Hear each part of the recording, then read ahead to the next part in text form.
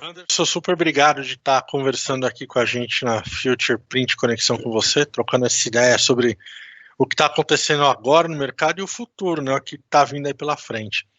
A minha primeira pergunta é, a gente está vendo a impressão 3D muito pesada na produção de EPI, de soluções agora para o pessoal usar para sair na rua.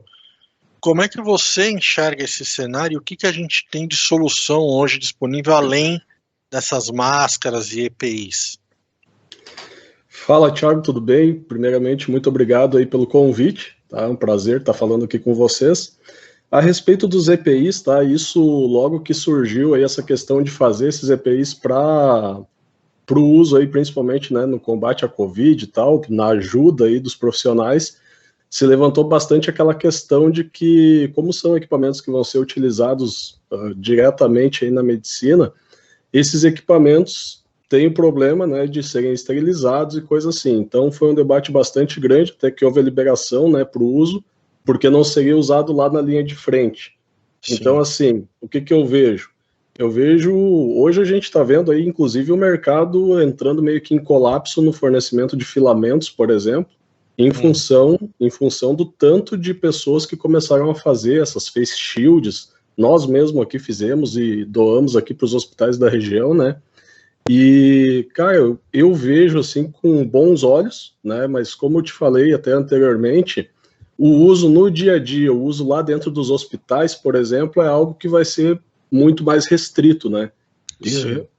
E justamente por essa questão aí citada, da questão de que precisam ser equipamentos esterilizados, precisam ser equipamentos com alto grau aí de qualidade também na produção, né? E a gente sabe que a impressão 3D, até por serem aplicadas camadas aí na produção das peças, tu cria um ambiente propício ali para proliferação de bactérias e coisas nesse sentido.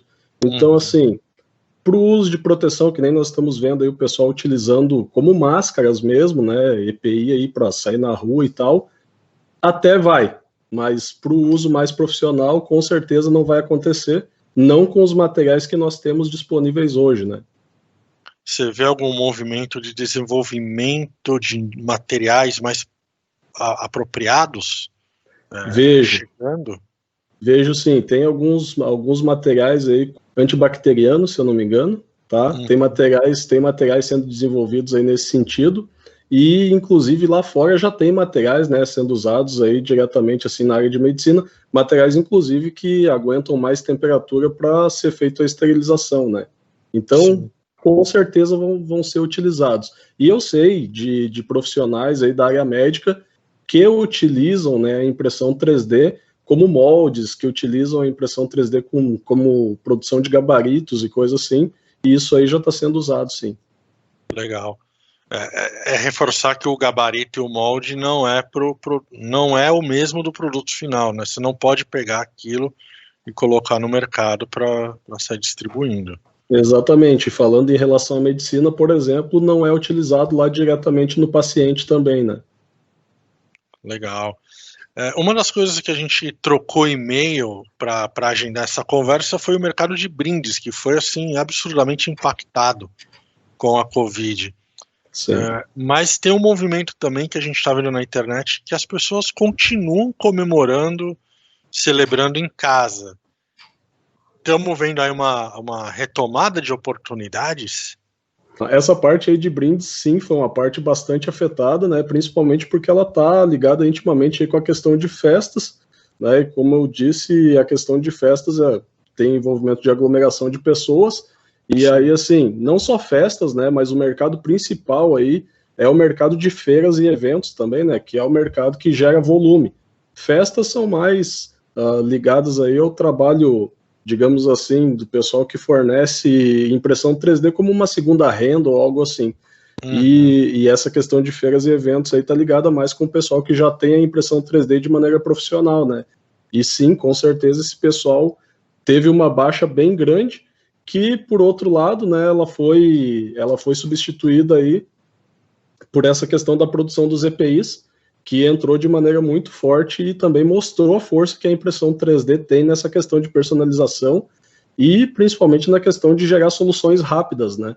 Então, assim, O que antes tu tinha somente aí com grandes empresas, de uma empresa ir lá, fazer um protótipo, fazer molde e gerar uma solução, hoje com a impressão 3D, de um dia para o outro, nós tínhamos centenas de usuários aí fazendo face shield pelo Brasil todo, né? Sim, é verdade. Deixa eu te fazer uma pergunta ainda sobre personalização e essa rapidez de oferta de produto. Uhum. A gente vê muito essa coisa de máscara e face shield personalizada, todo mundo querendo alguma coisa para ontem. Você acha que essa rapidez e personalização são o que vão ditar o futuro desse segmento daqui para frente? A personalização é algo que é muito forte, né, muito presente, é um dos pilares aí da impressão 3D, sem dúvida, e eu acho que cada vez mais, tenho certeza absoluta que cada vez mais as pessoas procuram por produtos que atendam às suas necessidades, né, e a impressão 3D, tendo uma necessidade específica, é um casamento perfeito. Então, assim, é uma das coisas que vai ajudar com que a impressão 3D se torne cada vez mais forte, mas tem algo aí que a gente bate sempre nessa tecla, que é aquela questão assim, hoje a impressão 3D, ela está formando, né, muitos empresários aí estão formando estruturas para atender o mercado onde injetar sai muito caro, né, onde tu fazer um molde sai muito caro, onde tu não tem necessidade de poucas peças, então ele está nesse mercado intermediário aí, e isso é um mercado onde a impressão 3D vai se sair muito bem também, e cabe, né, personalização também em pequenas quantidades, digamos assim, né, tu não tem somente a personalização individual, vamos falar, né. Exato. Então, quando você fala dessa formação desse corpo de empresários, você está falando de médio prazo, longo prazo, a gente consegue medir o tempo aí? Nós já temos muitas empresas se formando, tá? Mas assim, eu estou nesse mercado há cerca de 8 anos. Tem algumas empresas aí que de 4 anos para cá, assim, estão se formando mais fortemente, né? E hoje, de 1 ano para cá, até inclusive com a proliferação, digamos assim, das impressoras vindas de fora, com o barateamento aí das impressoras, tem muitas empresas que estão formando print farms, né? Estão formando empresas com 20, 30 impressoras aí para fornecer serviço. E aí começa a se tornar muito poderoso, né, o fornecimento da impressão 3D, porque tu tem uma determinada quantidade de impressoras que tu consegue ser ágil, né, e aí acaba caindo aquela barreira que muitas empresas têm, por exemplo, de que não vou fazer com impressão 3D, porque a impressão 3D ainda é algo demorado. Mas no momento que tu tem diversas impressoras aí imprimindo, tu consegue ter uma tiragem muito grande, né?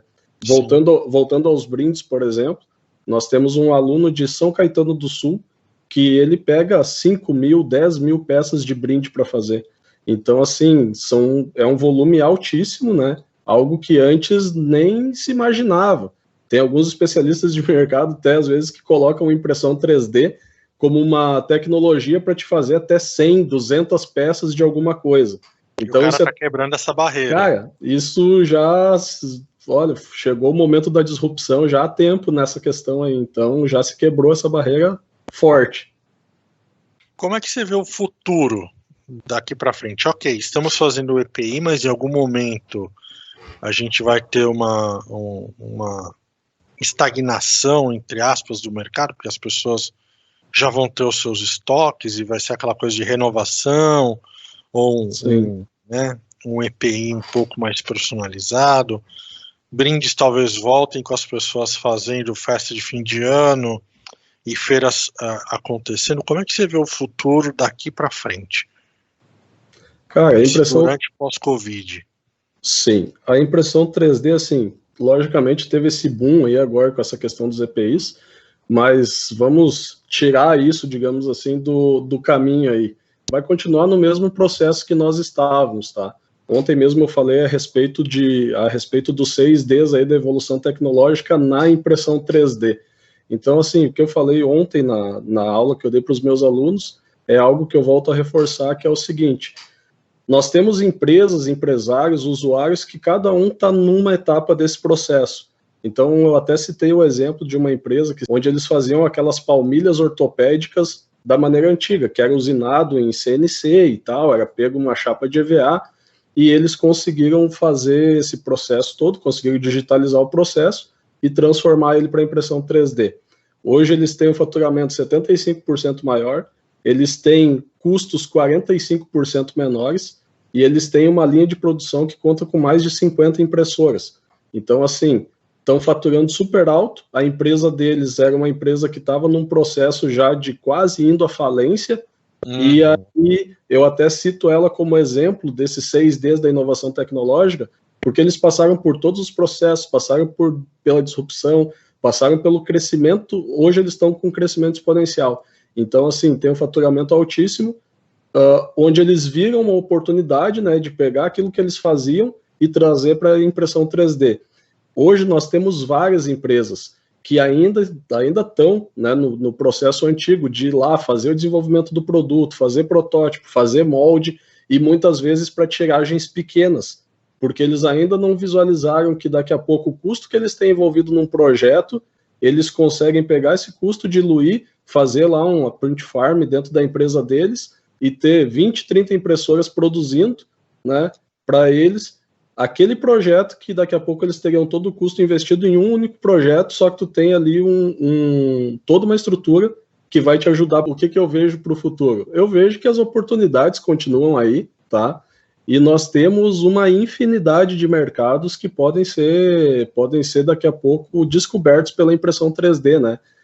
Hoje, o que acontece? Acontece que não só pessoas que são envolvidas com tecnologia, não só pessoas que têm esse cunho, assim, né, de estar nesse mercado, acabam procurando a impressão 3D. Vou te citar um exemplo. Nós temos um exemplo aqui, por exemplo, de alunos ou alunas que vêm do mercado de biscuit. Então, assim, são alunas que faziam de maneira manual, né, faziam lá através com as forminhas delas lá e tal, e aí elas viram que tinham pessoas fornecendo, né, peças feitas em impressão 3D, que era algo totalmente fora do ambiente de trabalho delas. O que algumas pessoas mais antenadas começaram a fazer? Começaram a procurar cursos, começaram a se preparar para esse mercado, e hoje, por exemplo, a gente tem fornecedoras de forminhas de biscuit que são produtoras do biscuit ali, das peças, né? Uhum. E elas entendem muito mais, por exemplo, do que o cara que estava fornecendo lá a forminha de biscuit, porque ele viu uma oportunidade de mercado. Então, isso vai começar a acontecer, sabe? Daqui a pouco, hoje, tem alguém que forneça peças impressas para determinados mercados, e os usuários daqueles mercados vão começar a se atentar para isso, e como eles estão inseridos dentro desses mercados, eles entendem quais são as dificuldades, quais são as coisas ali que eles têm que solucionar, né? E aí fica fácil eles fazerem essa ligação com a impressão 3D. Você estava falando dos 6Ds, quais são esses Ds para o pessoal que está curioso? Posso te falar aqui, deixa eu abrir aqui a minha palestra de ontem. Essa questão aqui dos 6Ds do avanço tecnológico, tá? Eu fiz uma analogia trazendo ele para a impressão 3D e mostrando para o pessoal aqui, né, para os alunos e para o pessoal que participa aí das nossas transmissões, trazendo isso para a impressão 3D. Então, nós temos a linha de crescimento na esquerda, né, nesse gráfico, e nós temos a linha de tempo, e ali nós temos uma linhazinha cinza que é o crescimento contínuo, né, que normalmente as empresas vêm num crescimento contínuo. E no avanço tecnológico, nós temos essa outra linha, que é essa curva onde tem os 6Ds, que é o crescimento exponencial, né? E aí, assim, o que eu expliquei para os meus alunos ontem foi justamente a respeito disso. Nós tivemos aí partes, por exemplo, citando o exemplo lá das palmilhas que eu te disse. O dono lá da empresa, ele fez o processo de digitalização, que seria o primeiro D, né? Quando ele pegou o processo antigo, transformou aí para impressão 3D. Depois ele teve uma fase de decepção, que isso é uma fase que todos os mercados de tecnologia passam por isso, né? Eu consigo citar aqui como uma fase de decepção na impressão 3D, o próprio fato de a impressão 3D existir há mais de 30 anos e há pouco mais de 5 aí ele ser reconhecido pela maioria do pessoal, né? Até hoje tem pessoas que nem sabem que existe. Próximo ponto, o ponto da disrupção, que foi justamente o ponto onde o processo novo ultrapassou o processo antigo, tanto em velocidade, quanto em qualidade, quanto em lucro, né, lucratividade. Depois a gente vem pela parte da desmaterialização, que seria o quarto D. Nessa parte da desmaterialização ali é onde o processo antigo já não faz mais sentido, então eles acabam desistindo desse processo. Depois a desmonetização, como eu te falei antes, ele teve um aumento de ganhos aí na margem de 70% e reduziu os custos dele em 45%. Então, se ele repassasse isso para o público comprador dele, por exemplo, ele teria uma desmonetização desse processo, e aí ele chegaria no próximo D, que seria a democratização, que é quando ele consegue reduzir custos, ele consegue tornar isso mais viável para mais pessoas, né? Sim. E aí conseguiria, e assim, trazendo isso para a impressão 3D, nós passamos por todos esses processos também. Digitalização, que aconteceu lá em 1984, 86, a parte de decepção, como eu falei ali, os 30 anos aí para ser reconhecido, a disrupção, porque hoje ela já está quebrando vários mercados, a desmaterialização, porque os processos antigos para esses mercados já não faz mais sentido, a desmonetização, porque acaba tornando mais barato, né? E a democratização, porque consegue atingir mais pessoas. Então, hoje nós já temos impressoras aí, vindas da China, por exemplo, abaixo de R$1.000. Com impostos aí chega a R$1.500. Isso acaba democratizando a tecnologia, né? Então, o tamanho delas impacta na produção, são mais fáceis, são mais indicadas para algum tipo específico de trabalho. Você diz essas impressoras que vêm da China? Isso, essas de 1.000 e 1.500 que você citou. Sim, na verdade, assim, ó, nas impressoras FDM, que é a tecnologia que utiliza filamento, né? Nós temos aí impressoras de R$1.000 e poucos a R$50.000. O que vai diferenciar é a tecnologia que está embarcada. Por exemplo, essas que vêm da China são máquinas de entrada e tal, mas são máquinas que conseguem entregar uma qualidade bem aceitável, assim, na questão de produção de peças, tá? E algumas inclusive, são bastante confiáveis. Por outro lado, né, a gente já tem também aí a opção, principalmente nessa parte de democratização, eu gosto de bater nessa tecla porque esse é um dos focos da Escola de Impressão 3D, que nós ensinamos a fazer uma impressora 3D, né? Então a gente ensina passo a passo como fazer no nosso curso, e isso faz parte da democratização também da tecnologia, porque hoje eu consigo, através dos nossos cursos, atingir pessoas no interior do país. Então a gente sabe que essas tecnologias aqui, elas estão nos grandes centros, né? Então São Paulo é fácil de tu encontrar, no Rio de Janeiro é fácil, em Porto Alegre é fácil, mas, cara, saindo dessas regiões, já começa a se tornar tudo muito difícil. E o principal ponto aqui é assistência técnica, tá? Então, assim, hoje nós já temos fornecedores, por exemplo, no Brasil, que fazem máquinas, fazem boas máquinas, mas não é uma máquina de lavar roupa, não é uma máquina que tu tem assistência na tua cidade ou na cidade do lado, entendeu? Então, hoje o cliente dessas empresas, ou o usuário, ele fica muito refém disso. E já faz tempo que eu visualizo isso. Há cerca de uns 4 anos, assim, eu comecei a entender essa virada do mercado, e eu visualizei que tinha essa oportunidade no mercado, e foi por isso que eu criei a escola, para atender esse tipo de público e para fazer essa democratização da tecnologia, porque eu consigo atender, cara, tem clientes em Roraima, tem clientes no interior do Amazonas, a gente tem clientes por todo o Brasil, entendeu? E essas pessoas, elas acabam tendo uma autonomia em relação à impressão 3D. Anderson, eu queria te fazer uma pergunta que você já deve ter ouvido zilhões de vezes, inclusive no curso. Eu consigo imprimir uma impressora 3D com outra impressora 3D? E aumentar a minha print farming? Sim, na verdade, tu não vai conseguir fazer uma impressora 100% impressa, né? A gente até tem projetos aí no mundo afora, aí tem um projeto que passa dos 70%, 80% de peças impressas. Mas o nosso, sim, até uma das coisas que nós nos baseamos é isso, tá? Por quê? Porque eu pego e compartilho o projeto, a parte das peças, eu compartilho com o aluno. E isso também faz parte do projeto. Imagina, o cara tá lá no interior do Brasil, daí ele quebrou uma peça da impressora, ele vai ter que encomendar de nós novamente, não faz sentido, né? Então, até um dos pontos principais, assim, é que eu deixo aberto esse projeto para os alunos, para eles poderem pegar as peças e imprimir para fazer uma máquina nova ou para fazer a manutenção, né?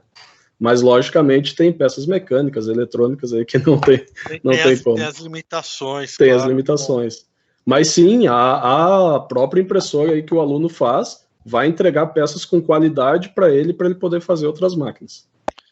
Isso me leva para uma próxima pergunta, que é a seguinte: até o ano passado, 2019, falava-se muito e o tempo todo da indústria 4.0, de como ela seria relativamente dependente das impressoras 3D, de como as impressoras 3D teriam um papel de protagonismo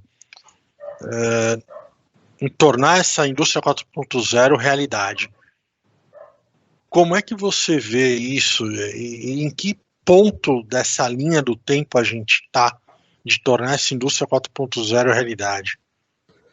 Eu acredito que sim, vai ser um dos pilares, se mantém sendo um dos pilares fortes, não necessariamente com a impressão FDM, com a impressão de entrada que a gente conhece, tá? Então, assim, tem maquinários hoje, por exemplo, tem uma máquina da HP que ela consegue fazer hoje uma peça com 50 vezes mais veloz do que o antigo processo que era feito já por impressão 3D. Então, esse tipo de equipamento é equipamento que grandes empresas do mundo já têm e que estão fazendo peças de produção, né? Então, já está inserido. Nos Estados Unidos, por exemplo, 70% das empresas que produzem algum tipo de peça, eles já têm impressão 3D inserida no processo, né? Seja na parte de prototipagem, seja na parte de produto final mesmo. Anderson, queria te agradecer muito o seu tempo, a sua aula sobre impressão 3D. Lembrar quem está assistindo a gente, acessar o digital.feirafutureprint.com.br, lá tem material sobre impressão 3D, sobre indústria 4.0. A gente vai deixar também o endereço da escola de impressão 3D do Anderson. Anderson, super obrigado e a gente se vê em novembro lá na Future Print. Eu que agradeço aí, muito obrigado, estou à disposição sempre que precisar.